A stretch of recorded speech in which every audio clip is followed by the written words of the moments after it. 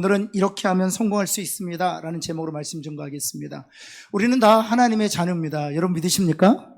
우리가 선택한 것 아니고 하나님께서 우리를 자녀 삼기로 결정하신 것이죠. 그래서 그리스도의 십자가의 보혈로 우리를 깨끗이 정하게 하시고 또 값없이 의롭게 하셔서 하나님의 백성이 되게 하셨습니다. 하나님의 전적인 은혜로 우리 하나님의 자녀들이 되었습니다. 그렇다면 하나님께서 우리와 동행하시지 않겠습니까? 하나님께서 우리를 도우시지 않겠습니까?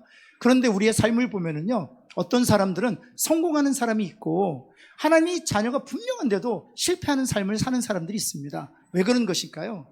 그렇습니다. 하나님이 우리를 구원하셔서 하나님의 자녀로 삼기로 결정하셨지만, 그래서 우리 옆에서 우리를 도우시고 인도하시고 보호하시고 지키시지만 우리가 어떻게 반응하느냐에 따라서 성공과 실패가 결정된다는 것입니다. 물론 이 땅에서 우리가 실패한다 할지라도 주님이 재림하시는 날 우리는 천국에서 영원한 승리를 얻게 될 줄을 믿습니다.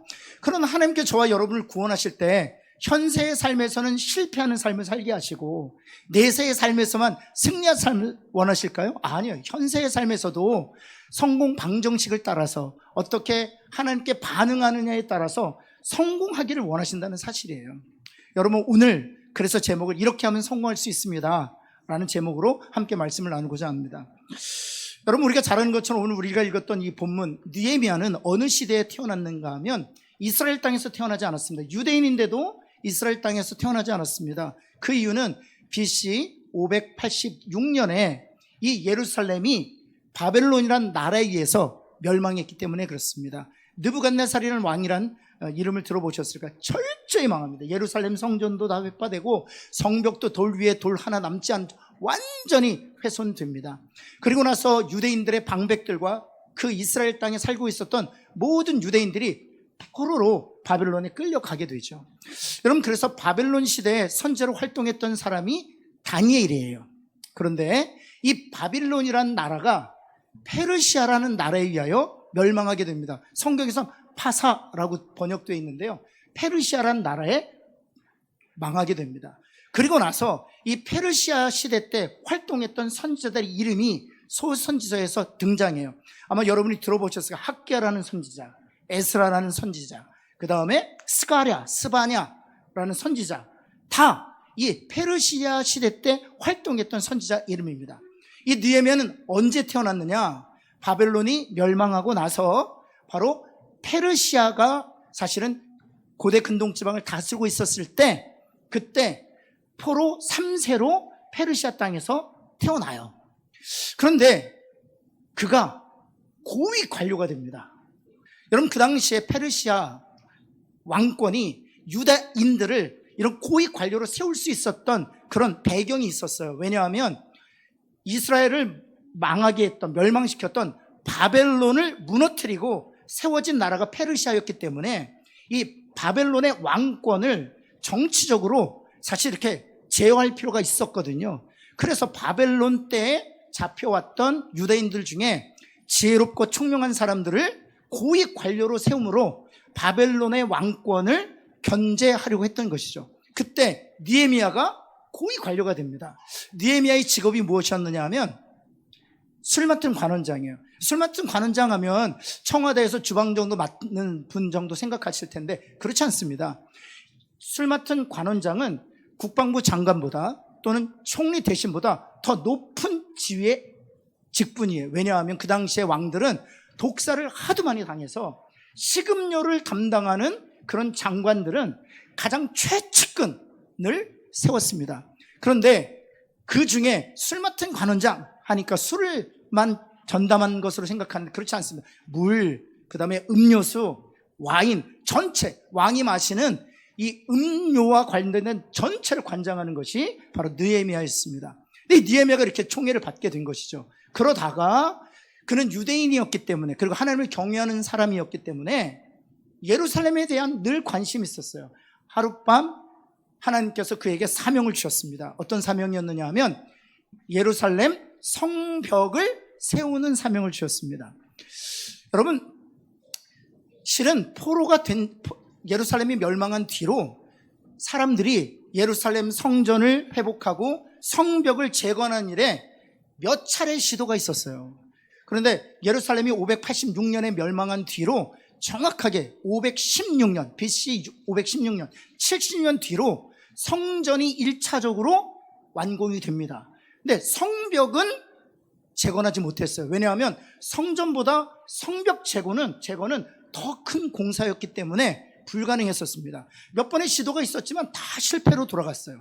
그리고 나서 이 느헤미야, 성전이 70년 뒤에 재건된 뒤에 정확하게 72년 만에, 그리고 예루살렘이 멸망한 지 140년 만에 느헤미야를 통해서 성벽이 재건됐죠. 그래서 느헤미야가 성벽을 재건하는 데 있어서 이게 기적 같은 역사다라고 말할 수 있는 세 가지 이유가 있는데요. 첫 번째는 말씀드렸던 것처럼 140년 동안 성벽이 무너진 뒤 여러 차례의 시도가 있었지만 140년 만에 비로소 완공되었다는 면에서 기적 같은 역사예요. 두 번째는 무엇인가 하면, 여러분, 며칠 만에 완공되었다고 성경은 기록되어 있습니까?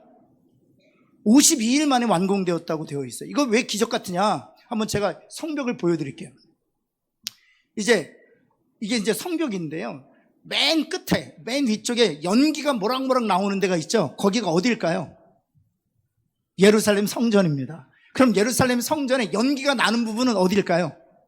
그렇죠. 번제단입니다. 번제단에서 연기가. 그래서 저 성전이 바로 포로된 이후, 예루살렘 멸망한 뒤 70년 만에 지어진 성전이에요. 근데 저 자그마한 성전을 짓는데 자그만치 20년 걸렸습니다. 536년에 시작돼서 516년에 완공돼요. 왜냐하면 황폐한 땅이에요. 성전을 지을 수 있는 기술자도 없어요. 물자도 조달하는 것도 어렵습니다. 그래서 20년 만에 저 자그마한 성전을 완공해요. 그렇다면 여러분, 이 성벽 자그마치 2.6km에 해당되고요. 면적은 37,000평, 12만 제곱미터에 해당됩니다. 그리고 벽 두께가 5m고요. 높이는 10m입니다. 한 몇 년 정도 걸리면 완공될 수 있을까요?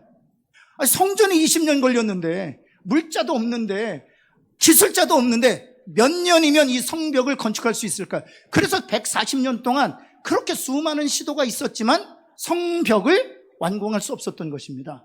그런데 느헤미야는 며칠 만에 완공했다고요? 52일 만에. 그렇게 기적 같은 역사죠. 세 번째는 무엇인가 하면, 느헤미야가 어느 나라에서 태어났다고요? 진짜 이러시기예요?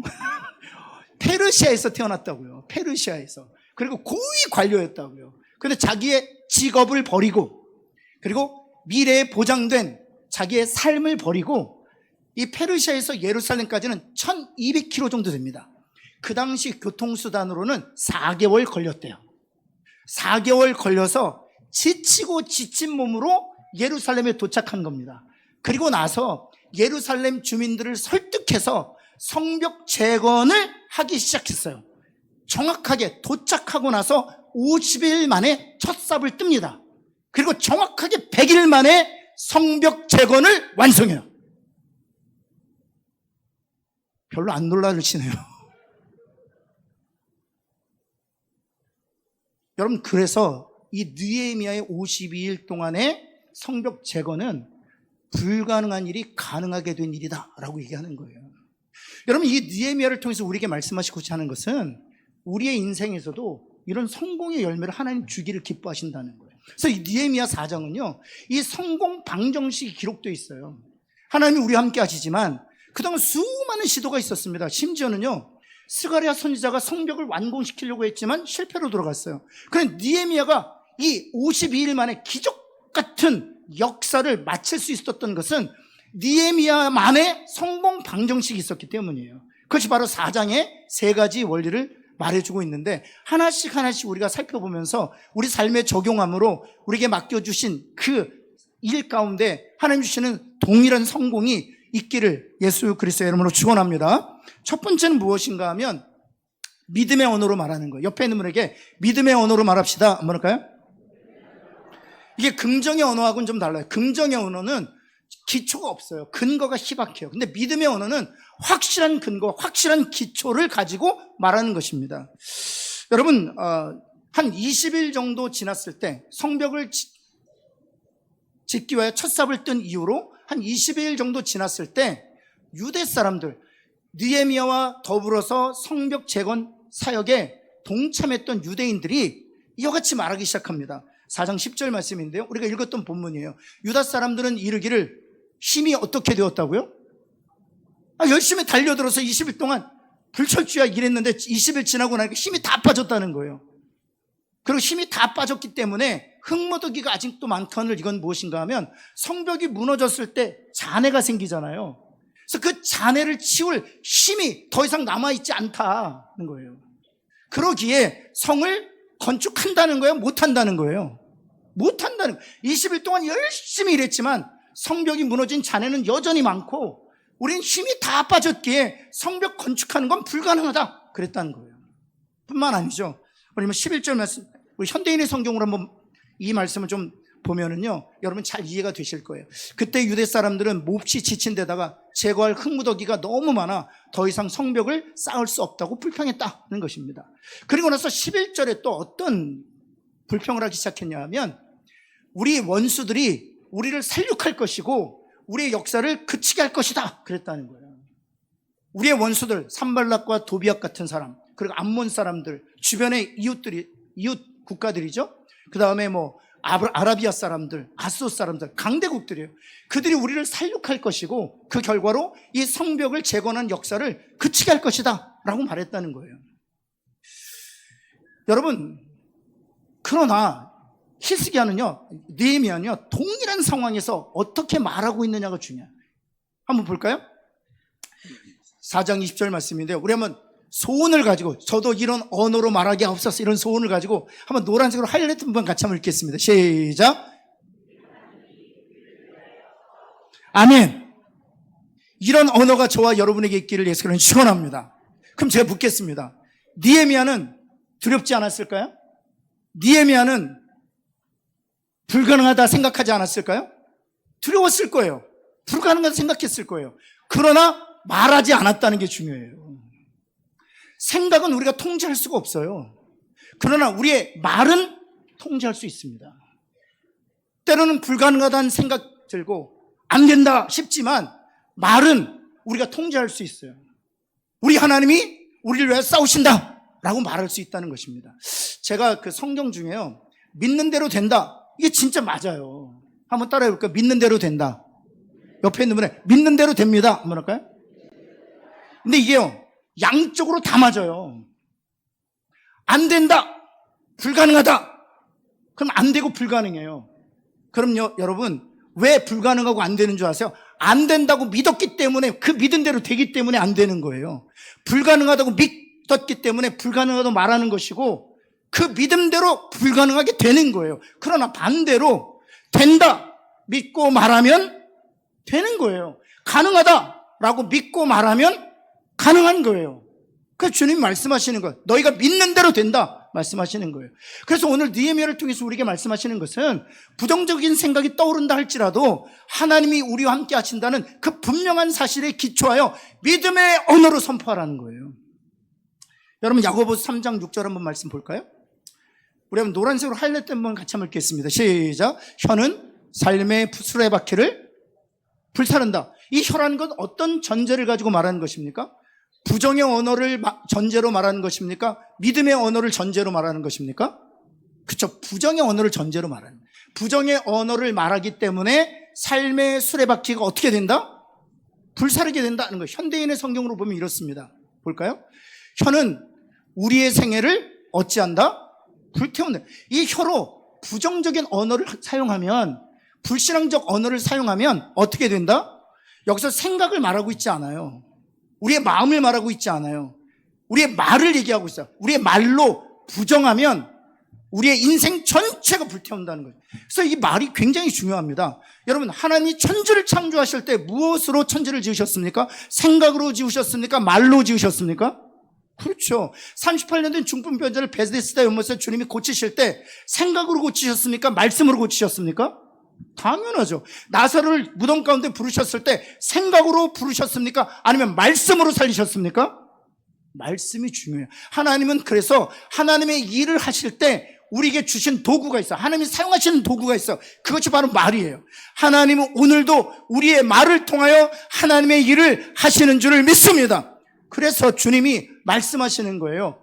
이 혈안, 삶의 생애를 불사를 수도 있다라고 말하고 있는 거예요. 여러분, 믿음의 선배를 한번 보시겠습니까? 모세가 홍해 앞에서 어떻게 말했습니까? 이렇게 말했습니다. 출애굽기 14장 14절 말씀. 여호와께서 너희를 위하여 어찌하실 것이다?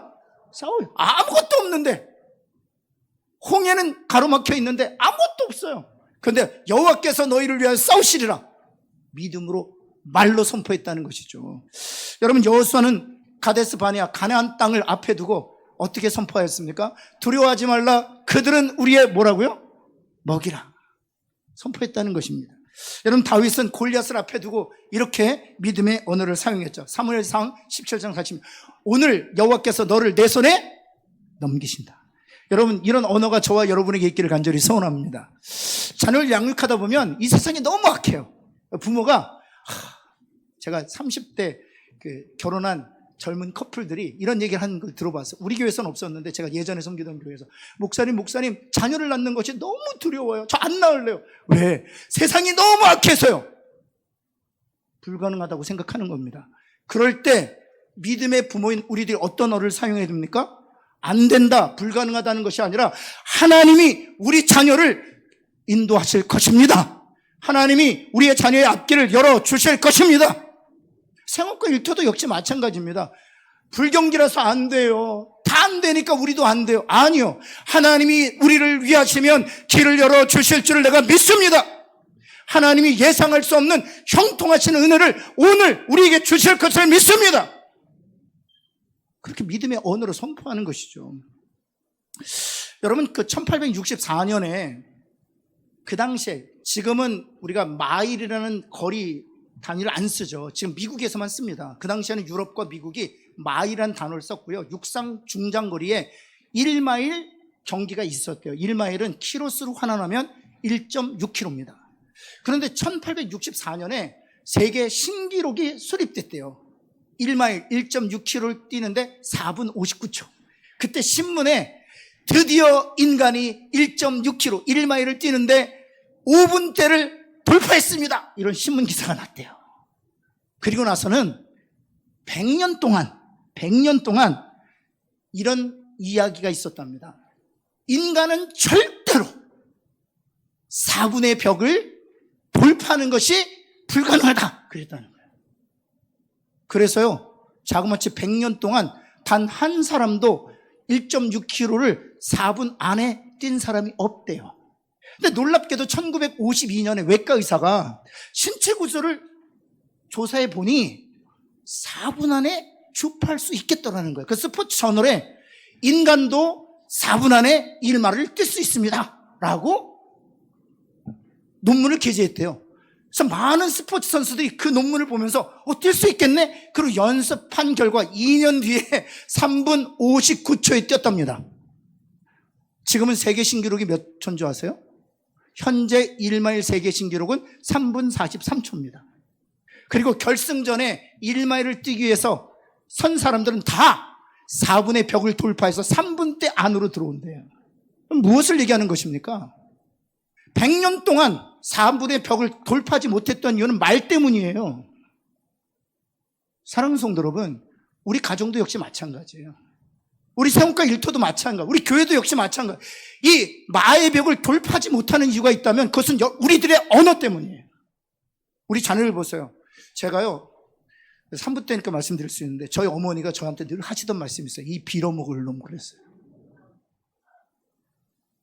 제가 하나님의 은혜로 빌어먹지 않고 사는 게 얼마나 감사한지 모르겠어요. 저희 어머니 빌어먹을 놈 그래서 전 평생 빌어먹고 살 뻔했어요. 제가 그때 무슨 생각했는 줄 아세요? 얘 빌어먹을 놈 할 때마다 제가 결심하고 다짐했습니다. 내가 평생 빌어먹고 산다. 이 언어라는 게 그렇게 중요해요.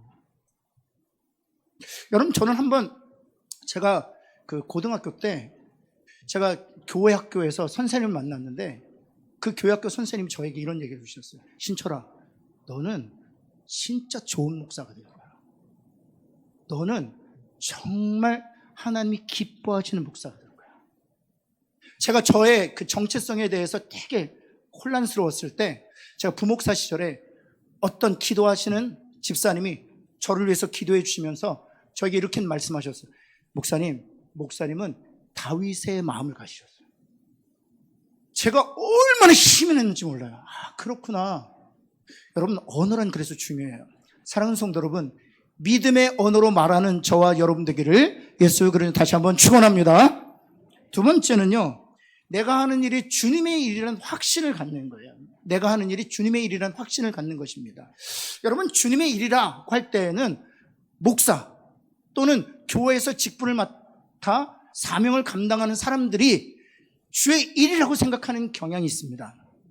여러분, 중세시대에 로만 카톨릭의 가장 문제가 무엇인가 하면 성직자와 평신도를 구분하는 것입니다. 다시 말해서 성과 속을 구분하는 이분법적 신앙생활을 가르쳤던 것이 바로 중세 카톨릭의 가장 큰 문제였어요. 그래서 종교개혁 때 이 켈빈에 의해서 만인 제사장을 주장하게 되었고, 이 만인 제사장 무엇인가 하면 성직자가 따로 있는 것이 아니라 우리 모든 그리스도인들이 다 성직자다라고 말하는 거예요. 옆에 있는 분에게 당신도 성직자입니다 한번 할까요? 한 번 더 합시다. 우리가 성직자입니다. 그것이 종교개혁의 가장 중요한 정신이에요. 우리 모두가 성직자다. 제가 가운 입고 있습니까? 양복 입고 있습니까? 저 가운 안 입습니다. 여러분, 천주교 가면 가운 있으니까 양복 입습니까? 왜 가운 입습니까? 가운 입는 이유가 있어요. 가운 입음으로 성과 속을 구분하는 거예요. 나는 성직자고 여러분들은 평신도다. 구분하는 거예요. 왜 우리가 가운을 벗게 된 줄 아세요?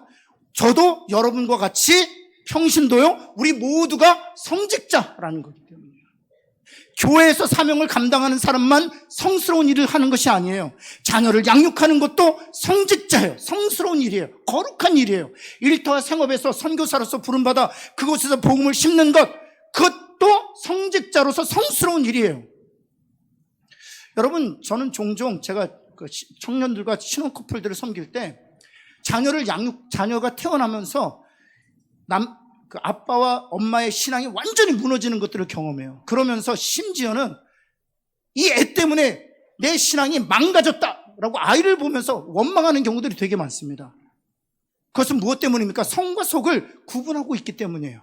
하나님께서는 성과 속을 구분하지 않게 하셨습니다. 왜냐하면 우리는 하나님의 자녀요, 우리는 하나님의 백성이기에 우리가 하는 모든 일이 성스러운 일이기 때문이에요. 우리의 자녀를 양육하는 일, 복음으로 자녀들을 세워주고 믿음의 일꾼으로 성장시키는 일, 하나님께서 우리 부모에게 맡기신 거룩한 일이에요. 생업과 일터 역시 마찬가지입니다. 그래서 여러분, 사도 바울을 통해서 하나님께서 이렇게 말씀하셨지 않습니까? 먹든지 마시든지 뭐 하라고요? 하나님의 영광을 위하여 하라. 먹는 일이, 마시는 일이 무슨 대단한 일입니까?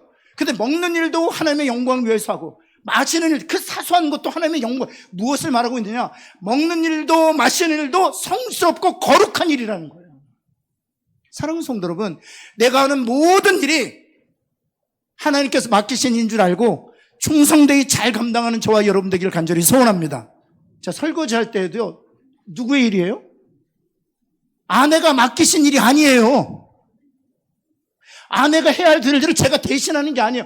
하나님이 제게 맡기신 일이에요. 그래서 여러분, 로렌조 형제라는 사람은 무슨 얘기했느냐? 마당 쓸면서 하나님의 정원 한 귀퉁이를 내가 청소한다 그랬단 말이죠. 그런 의식이 중요해요. 그럴 때 우리에게 주어지는 놀라운 은혜가 있어요. 여러분, 한번 볼까요? 느헤미야가 이런 고난 가운데 있었을 때에도요, 여러분, 그 고난을 이런 의식 때문에 다 넘어갑니다. 한번 느헤미야 1장 12절 말씀 볼까요? 어떤 의식이 있었는가? 한번 첫 문장만 한번 읽겠습니다. 같이 한번 읽겠습니다. 시작. 내 하나님께서 예루살렘을 위해 무엇을 할 것인지 내 마음에, 지금 하고 있는 내 일이 아니에요. 누가 내 마음에 주신 일이에요? 하나님이 내 마음에 주신 일이에요. 내 비전이 아니에요. 누구의 비전이에요? 하나님의 비전이에요. 내 꿈이 아니에요. 누구의 꿈이에요? 하나님의 꿈이에요. 그러했기에 어떤 어려움이 있어도 그 어려움을 다 극복할 수 있었어요. 여러분, 어떤 어려움이 있었는지 우리가 읽었던 본문에 보면은요, 4장 5절 말씀 볼까요? 여러분, 이 방해하는 세력들에 의해서 계속 어려움을 당해요. 그런데 느헤미야가 그 방해하는 세력들에 대해서 이렇게 말합니다. 그들이 건축하는 자 앞에서 주를 노하시게 하였나니.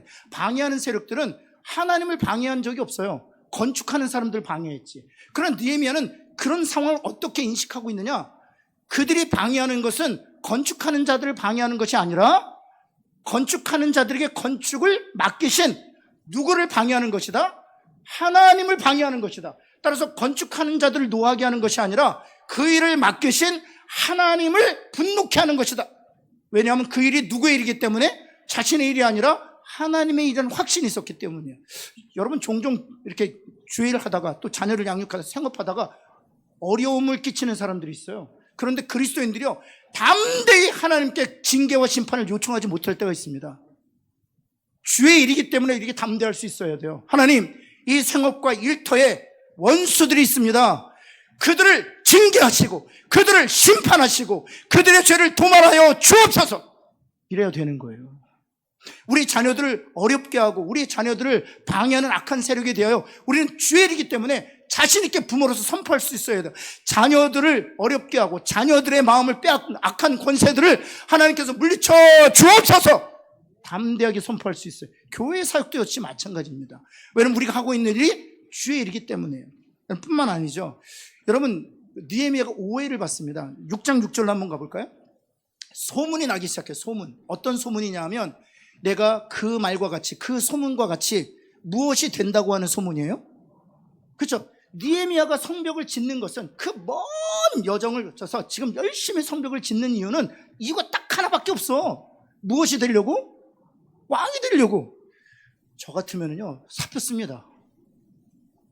내가 미래가 보장된 그 직위를 버리고 지금 이 황폐한 땅에 와서 성벽을 짓는 것이 나의 유익 때문이라고? 왕이 되려고 한다고? 하나 못해. 빨리 더 이상 안 할.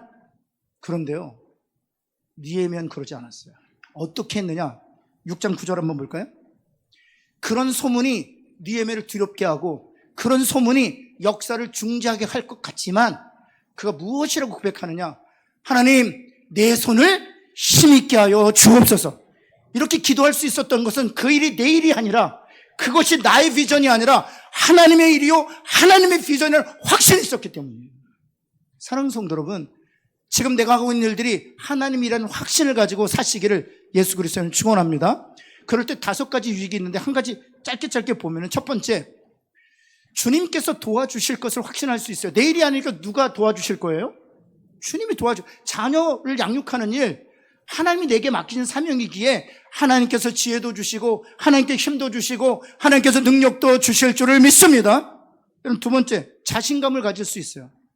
자기 자신에 대해서 의심하지 않아요. 자신감을 가질 수 있어요. 세 번째는 두 번째와 연결되는데요.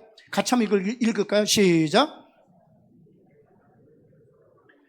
이 일이 주의 일이기 때문에 사람들을 설득할 수 있어요. 그리고 이 일에 사람들을 동참시킬 수 있어요. 내 일이 아니라 내 비전이 아니라 내 사명이 아니라 주의 비전은 주의 사명이라는 확신이 있기 때문에. 네 번째는 무엇인가 하면 이미 말씀드렸던 것처럼 방해하는 세력에 대하여 적극적으로 하나님의 심판을 요청할 수 있습니다. 그리고 5번째는 무엇인가 하면 같이 한번 읽을까요? 시작. 자신이 하는 일에 이게 중요해요. 긍지를 가질 수 있어요. 여러분 미국에서 요즘에도 유행하는지 잘 모르겠는데 이 젊은 사람들 20대들 사이에서 아주 유행했던 세계적 브랜드 신발이 있어요. 탐스 슈즈라고요. 제가 보니까 제가 청년들 섬길 때에도 천조가리로 그냥 얼기설기 만들어서 고무기창 턱 된 걸 신고 다니더라고요. 실내화 같은 거예요. 우리 옛날에 실내화 같은 거. 근데 그게 10만 원이래요. 제가 너무 놀랐어요. 천조가리 그냥 고무기창 딱 됐는데 10만 원이래요. 그래서 알고 보니까 그 신발이 고객이 하나 사면 하나의 신발은 아프리카나 남미에 신발 없는 애들에게 제공되는 거더라고요. 근데 그 신발 세계적 브랜드의 CEO를 제가 윌로 크릭이라는 시카고에 있는 교회에서 만난 적이 있어요.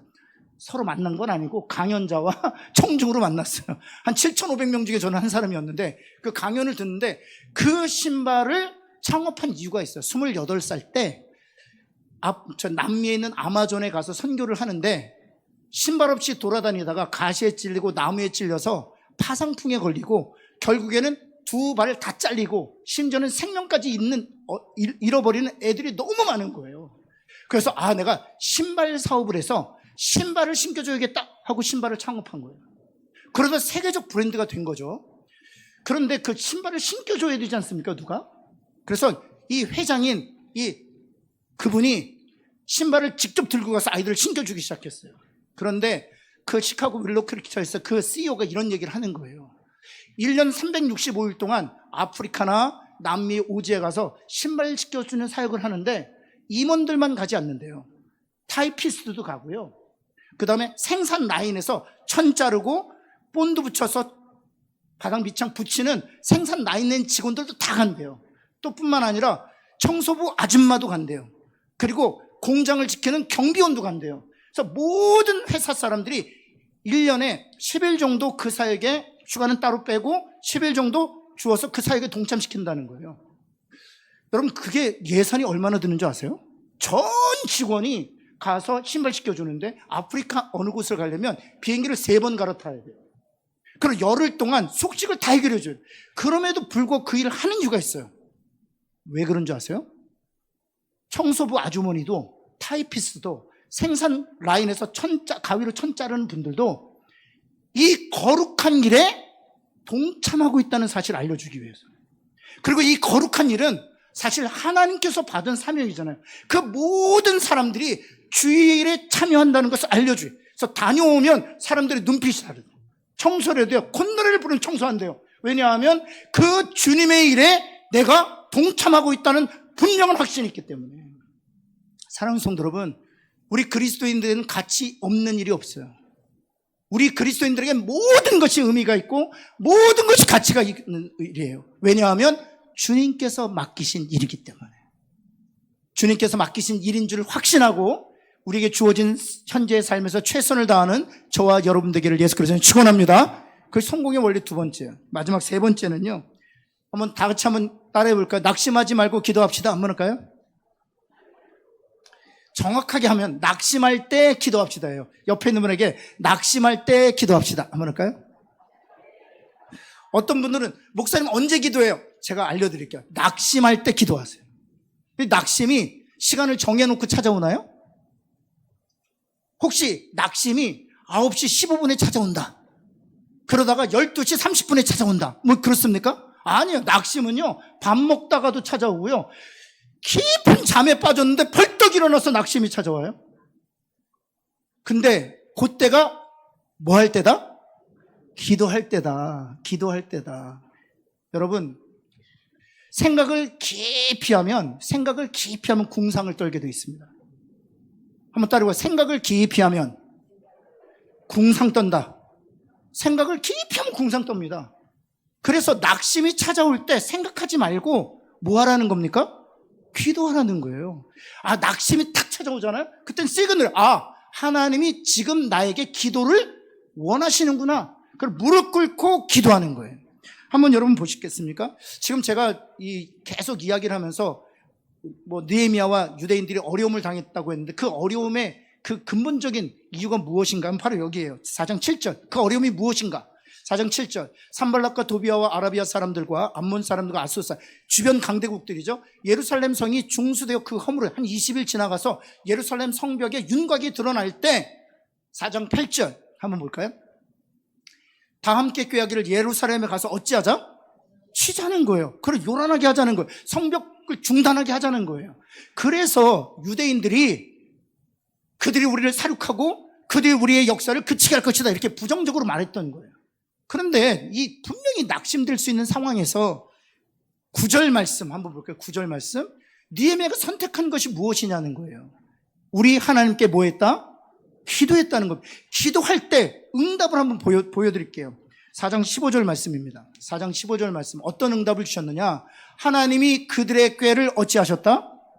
여러분, 대적들의 계획이나 대적들의 꾀는요, 우리가 통제 불가능해요. 원수들이 계획하고 원수들이 꾀를 하는데 어떻게 그것을 우리가 간섭할 수 있습니까? 그러나 우리가 기도하면 원수들의 생각까지도 감찰하신 하나님께서, 그들의 마음까지도 통제하신 하나님께서 그들의 꾀와 계획을 폐하실 줄을 믿습니다. 그래서 기도하라고 말씀하셔요. 낙심하면 아무런 문제가 해결되지 않아요. 그러나 기도하면 원수들의 생각과 마음까지 감찰하시고 그것을 조종하고 통제하고 변화시킬 수 있는 하나님이 반드시 응답하신다고요. 여러분뿐만 아니고요. 6장 15절 말씀, 서두에도 말씀드렸던 것처럼 그 놀라운 그 성벽 공사가 며칠 만에 끝났어요? 52일 만에 끝나요. 근데 이게 중요하지 않아요. 52일 만에 끝나면 어떻고, 100일 만에 끝나면 어떻습니까? 근데 그거 52일 만에 끝난 그 자체가 왜 중요하냐면, 좀 이따 말씀드리겠지만, 성벽 공사 자체가 그렇게 중요하지 않습니다. 예루살렘 성벽은요, 이미 바벨론에서 한번 무너진 적이 있어요. 그래서 성벽이 완공됐다고 해서 대적의 침입으로부터 완전히 자유할 수는 없습니다. 그래서 그 다음이 더 중요해요. 성벽이 완공됐고 16절 한번 볼까요? 그 다음이 더 중요해요. 우리의 모든 대적과 주위에 있는 이방 족속들이 이를 듣고 52일 만에 완공되었다는 소식을 듣고 어떻게 되었다? 두려웠다는 거예요. 그리고 크게 낙담했다. 왜냐하면 우리 하나님께서 이 역사를 이루신 것을 누가 알았다는 거예요? 그 원수들과 대적들이 알아버렸다는 거예요. 그러고 보면 느헤미야 성벽이 세워진 다음에 단 한 번도 그들은 성벽을 넘어오지 못했어요. 무엇을 얘기하느냐? 물리적 성벽보다 더 중요한 것은 심리적 성벽이에요. 물리적 성벽을 통해서 하나님께서는 원수와 마귀와 대적들의 심리적 성벽을 세우셔서 그 성벽을 단 한 번도 넘어오지 못하게 하셨단 말이죠. 기도하면 하나님께서 이런 은혜 주실 줄을 믿습니다. 한 가지 얘기하고 마칠게요. 프레드릭 놀레인이라는 그 청년 선교사가 있었습니다. 싱글 선교사인데요. 북아프리카에서 사역했던 선교사예요. 근데 이 북아프리카는 지금도 마찬가지지만 정치가 안정되어 있지 않습니다. 얼마 전에도 제가 이렇게 동영상을 보니까 지금도 그래요. 이 이슬람 반군이 후티라는 이슬람 반군이 크리스찬 지역 부족을 찾아가서요 초토화를 시킵니다. 끔찍해요. 아비들을 다 무릎 꿇리고요 바로 뒤에서 소총으로 다 죽입니다. 아이들은 어리잖아요. 아이들은 그래서 살려두는데 어떻게 살려두느냐, 두 손을 다 끊어버려요. 더 이상 사용하지 못하도록. 죄송합니다. 임산부는요 배를 갈라서 애를 꺼내갖고 죽입니다. 지금도 자행되는 일이에요. 그래서 50년 전에 이 북아프리카 선교사로 갔던 프레드 놀레인 선교사님이 사역하다가 그 부족이 예수 그리스도를 받아들인 거예요. 너무 감사해요. 교회도 세워졌죠. 그 소식을 들은 옆 부족, 이슬람 부족이 쳐들어왔는데요. 똑같이 만행을 저지르는 거예요. 그래서 그 원주민들에 의해서 선교사님 피신시켜서 산에 동굴이 있는데 석회 동굴인데 자그만 동굴들이 많아. 사람 하나 정도 들어갈 수 있는 자그만 동굴이 거기에 피신시킨 거예요. 근데 그곳에 들어가서 이 청년 선교사님, 미국 선교사 하나님께 기도한 거예요. 왜냐하면 그것이 자그만 동굴이긴 하지만 그 이전에도 어떤 일이 있었냐면 피신하잖아요. 뜨거운 기름을 붓는 거예요. 그리고 장작더미에도 불 붙여서 집어넣는 거예요.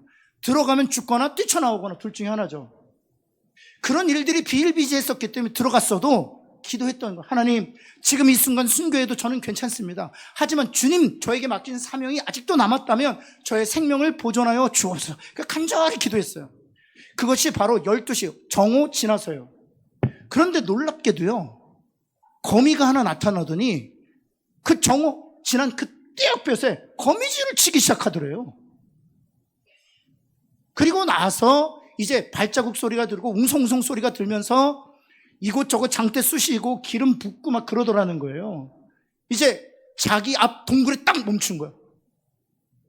그런데 장대 쑤시고 기름 부으려고 하는 찰나 리더 격인 사람이 보라고, 지금 여기 거미줄이 있는데 사람이 들어갔겠냐고. 그걸 지나가더라는 거예요. 여러분, 우리는 상황을 통제할 수 없어요. 그리고 다른 사람의 마음을 우리가 감찰할 수 없어요. 그러나 상황과 사람들의 마음을 감찰하시고 통제하시고 다스리셔서 하나님 앞에 기도하면 하나님이 놀라운 은혜를 베풀어 주실 줄을 믿습니다.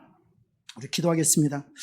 하나님, 그렇습니다. 우리가 하나님의 사람으로 이 땅을 살면서도 성공하며 살기를 간절히 원합니다. 느헤미야를 통해서 보여주셨던 이 성공의 원리를 따라 사는 하나님의 사람들 되게 하여 주옵소서. 부정적인 생각이 떠오를 때마다 성령님 제거하여 주옵시고 우리가 믿음의 언어로 말하게 하여 주옵소서. 하나님, 내가 하는 일이 형편없고 사소한 일일지라도 그것은 내가 하나님의 자녀이기에 나에게 맡기신 하나님의 일이라는 그런 분명한 인식을 가지고 일하게 하여 주옵소서. 하나님 원하옵기는 낙심이 될 때 그 순간 하나님 낙심하지 않게 하여 주시고 오히려 그 순간을 기도로 바꾸는 하나님의 신실한 사람들 되게 하여 주옵소서. 예수 그리스도의 이름으로 기도합니다. 아멘.